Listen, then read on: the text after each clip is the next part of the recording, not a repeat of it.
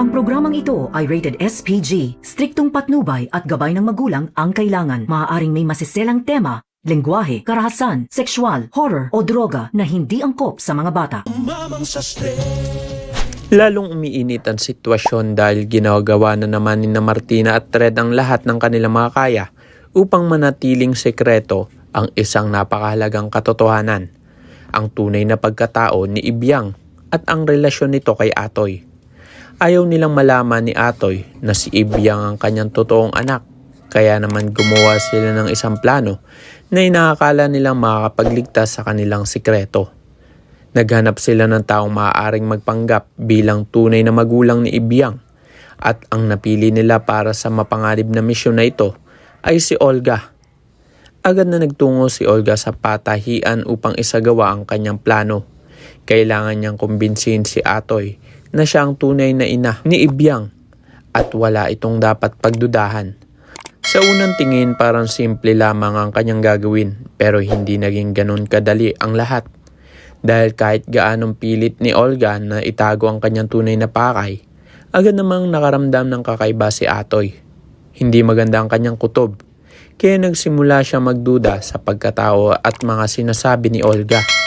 At dahil gusto niyang malaman ang buong katotohanan, palihim na gumawa ng paraan si Atoy upang maisailalim sa DNA test sina Olga at Ibyang.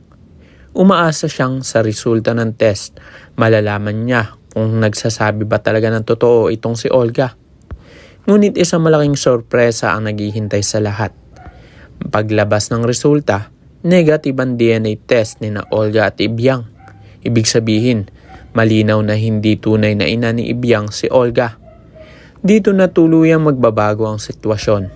Dahil wala nang dahilan si Atoy para paniwalaan si Olga. Haharapin niya ito at hihingin ang buong katotohanan.